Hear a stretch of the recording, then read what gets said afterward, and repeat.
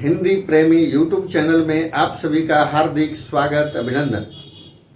आज की इस कड़ी में हम सभी मलिक मोहम्मद जायसी का संक्षिप्त जीवनी जानने वाले हैं। आइए हम सभी मलिक मोहम्मद जायसी के बारे में जानते हैं। मलिक मोहम्मद जायसी का जन्म 1477 ईस्वी में उत्तर प्रदेश के रायबरेली जिला के अंतर्गत जायस ग्राम में हुआ था। झंझावातों से लड़ते हुए जायसी का बचपन बीता है। कुछ ही दिनों के बाद पिता का मृत्यु, कुछ वर्षों के बाद ही माता की मृत्यु के पश्चात एक हादसे में एक आंख का खो देना, इसके पश्चात चेचक के कारण पूरा चेहरा कुरूप हो जाना और 7 पुत्रों का एक साथ दुर्घटना में मृत्यु हो जाना, मानो पारिवारिक झंझावातों से ये टूट से गए और इन्होंने पारिवारिक जीवन को त्याग कर सूफी संत बनना पसंद किया।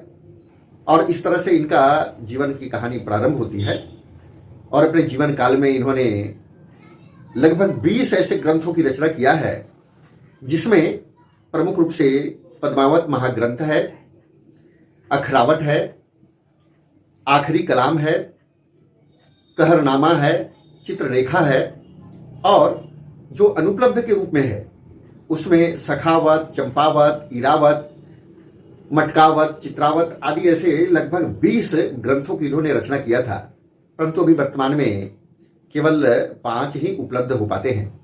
ये उच्च कोटि के सूफी संत के रूप में थे।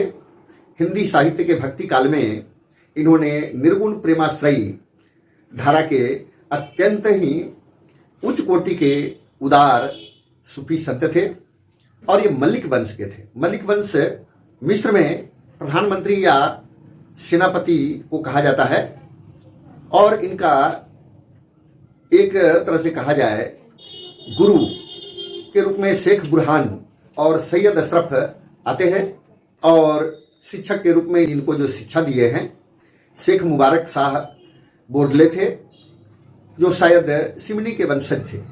और इस तरह से मलिक मोहम्मद जायसी के जो पद्मावत महाग्रंथ है उसको अमेठी के राजा राम सिंह जब कुछ अंश सुने तो इनको अपने यहाँ दरबार में बुला लिए और दरबार में इन्होंने उनको जो आशीर्वाद दिया राजा को, उसके बाद अमेठी के राजा राम सिंह को 2 पुत्रों की प्राप्ति हुई और इसके पश्चात तो लगभग अमेठी राजा के दरबारी कवि के रूप में इनको रख लिया गया।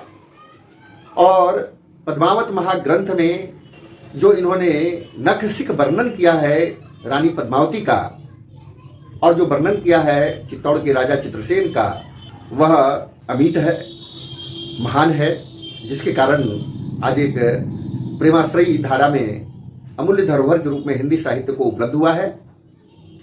और इनकी मृत्यु 1542 ईस्वी में अमेठी के एक जंगल में हुआ और वहीं पर अमेठी के राजा राम सिंह ने इनकी समाधि भी बनवाई है। तो इस तरह से इनके जो पद्मावत महाग्रंथ है और आखिरी कलाम वह बाबर के शासन काल में इन्होंने रचना किया था। तो इस तरह से झंझावातों से जूझते हुए लेकिन अमूल धरोहर के रूप में हिंदी साहित्य को इन्होंने दिया है। मलिक मोहम्मद जायसी के बारे में इतने छोटे से कड़ी में बनाना संभव नहीं होगा, तो आगे विस्तार पूर्वक बड़ा कड़ी बनाएंगे। तो आज के लिए इतना ही। शेष आगे की कड़ी में बहुत बहुत धन्यवाद, आभार।